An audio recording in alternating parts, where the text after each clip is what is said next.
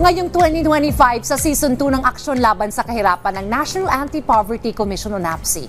Makakasama po natin tuwing Martes at Huwebes sa Rise and Shine Pilipinas ang iba't ibang kinatawan po ng mga ahensya at lokal na pamahalaan upang pag-usapan po ang mga interventions ng gobyerno sa pagpuksa sa kahirapan.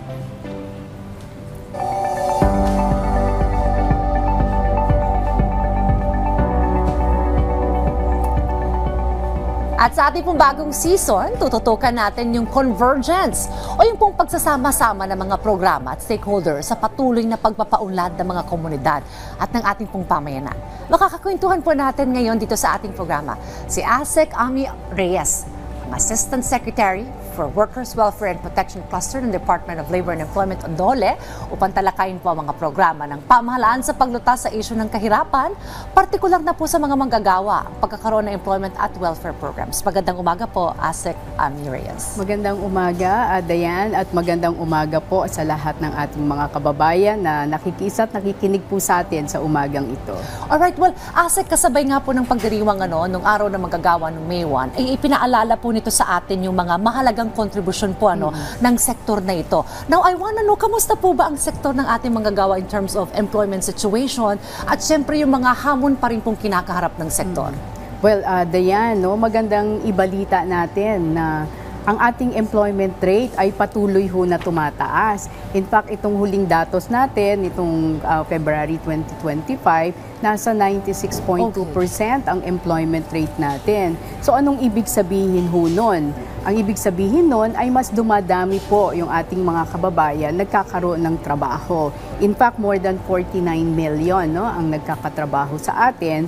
At ang ibig sabihin naman yan, bumababa naman yung ating unemployment rate. So yung unemployment rate natin, patuloy yan na bumababa at yung sa huling datos natin, nasa 3.8% yan. But of course, meron pa rin tayong mga challenges. Ang ating pamahalaan naman ay tuloy-tuloy, yung pagbibigay ng serbisyo, pagbibigay ng mga interventions para matulungan po yung ating mga kababayan na magkaroon ng hindi lamang basta trabaho, kundi isang disenteng trabaho, isang produktibong trabaho na kung saan sila ay magkakaroon din ng panibagong kaalaman at lalo rin pong mapaghuhusay nila yung kanilang kakayahan. Kanina nabanggit mo yung mga challenges, Opo. Ano po ito? Sa mga panahon kasi ngayon, alam mo naman natin, with of course, with the rapid technological advancements, yung tinatawag din natin na rise of the artificial intelligence, yung mga AI, ibig sabihin yan, may mga kaalaman na kailangan din natin na mas matutunan. So, ang ibig sabihin din yan, may mga traditional ways tayo of doing things sa pagtatrabaho natin na kailangan iaayon na rin natin sa mga pangangailangan ng industriya. Nagkakaroon tayo ng tinatawag na skills gap, Kasi merong mga pangangailangan yung mga industriya natin in terms of skills, yung competency, yung knowledge, na kailangan na matugma naman dun sa kakayahan din ng ating mga kababayan. So halimbawa niyan, kung ikaw ay graduate ng isang business course, di ba?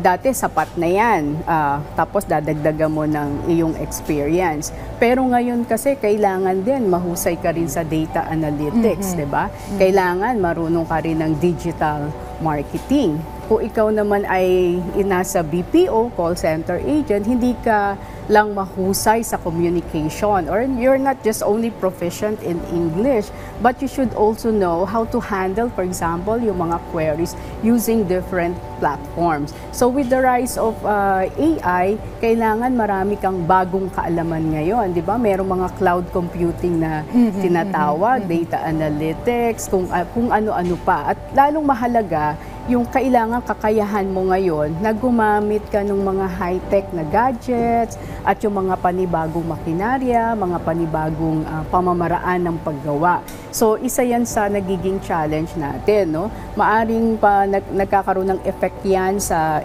employment, maaring nagkakaroon ng displacement, pero may mga pumapalit naman na mga bagong trabaho. Ang kailangan lang natin, mabigyan ng tamang pagsasanay at magkaroon ng upskilling, retooling yung ating mga kababayan na dapat ay kapartner din natin ng mga employers dyan. No? So kung nakikita ng employers na kailangan gumamit na ng mga bagong machines, kailangan gumamit na ng mga ganitong mga tools, kailangan din naman sasabayan nila yon ng pag-alalay din, pagbibigay din ng tamang training, ng edukasyon para din sa ating mga kababayan. Okay, well, you've mentioned about the good news. Employment numbers are going well. Pero nabanggit nyo rin yung challenge about skills gap. Now, I want to know, ano pa po yung mga other programs ng Department of Labor and Employment na makatutulong po sa sektor po ng manggagawa, especially in times of mawalan sila ng trabaho. Okay. Ano po yung mga social welfare or mga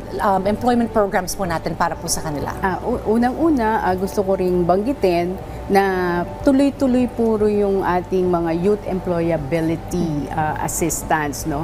Para matulungan yung mga kabataan natin na magkaroon sila ng kaalaman na tumutugma sa pangangailangan ng makabagong panahon at ng industriya. So nababalitaan ninyo, alam nyo yan, yung ating mga SPES program, yung ating mga government internship program, nandyan din yung mga iba't ibang training natin para sa mga kabataan. Doon sa mga nabanggit mo naman nawawalan ng trabaho, meron tayong, ito ay paborito ito, di ba? Yung Emergency Employment Program ng Department of Labor and Employment, yung tulong panghanap buhay para sa disadvantaged or displaced workers. So ito ay may mga community work na pwedeng ipagawa sa ating mga manggagawa. Hindi lang yan sa paglilinis, no? Hindi lang yan sa paglilinis. Maganda yun kasi nakakatulong yon sa kaayusan ng ating kapaligiran. Pero may mga iba't ibang skills din na po pwede din dyan. So may mga tree planting tayo, agro-industry, and so on and so forth, na kung saan pwedeng magtrabaho ang isang manggagawa ng 10 hanggang 90 days, no? At pinapasweldo yan base doon sa minimum wage natin. At may mga livelihood programs din po tayo. So ito naman, tinutulungan natin yung ating mga kababayan na gusto namang magkaroon ng konting negosyo. So hindi lang yan financial assistance but also some technical assistance. At tuloy-tuloy natin monitor para hanggang matulungan natin silang mapaunlad yung kanilang kaunting negosyo na pinagsimulan nila. Okay. Kami pagdating naman po sa implementation of these programs na mga nabanggit ninyo, let's talk about convergence. Ano-ano po mga ahensya ng gobyerno ang katuwang po ninyo para po maimplementa ang mga programang ito? Okay, sa napakagandang pagtuunan natin ng pansin yung pagtutulungan, hindi lamang po ito ng mga taga-gobyerno at mga government agencies, kundi pati na rin po yung mga kasamahan natin, kapartner natin sa private sector, mga employers, yung tripartite partners din natin. No, sa pamahalaan naman, meron tayong convergence scheme. So ito ay pinagtutulungan po ng DOLE, ng DSWD, ng DTI, DOST, ilang pamahalaan natin pagdating sa mga livelihood programs. Sa pagbibigay naman po ng hanap buhay at lalong paigtingin, no, yung kaalaman, yung kahusayan ng ating mga manggagawa, kahapon ay nilaunch yung ating trabaho para sa Bayan Plan. No? So ito ay pinagtutulungan po, hindi lamang yan kami na nasa Department of Labor, syempre yung ating pong yung bagong department natin, no? Yung Department of Economy, Planning and Development, yung dating NEDA, ngayon DepDev na, at saka yung ating DTI. At yung ibang sektor po. Kasi hindi ho tayo magtatagumpay kung kanya-kanya tayo. Sa pamamagitan ho ng convergence, nagkakatulungan tayo. Unang-unang tulong na naidudulot niyan, yung na-maximize ho natin yung ating mga resources. Tapos napagtutuunan natin ng pansin, sino ba o ano bang sektor ang naiiwanan natin sa pagtulong, saang banda o area tayo dapat na magsikap na lalong matulungan sila. Well, congratulations for all the work that you do sa Department of Labor and Employment. Katuwang na rin ang iba't ibang mga ahensya ng pamahalaan, sabi nga po even private sector also, katuwang po natin ito para mapatupad ang mga programa para sa sektor ng manggagawa.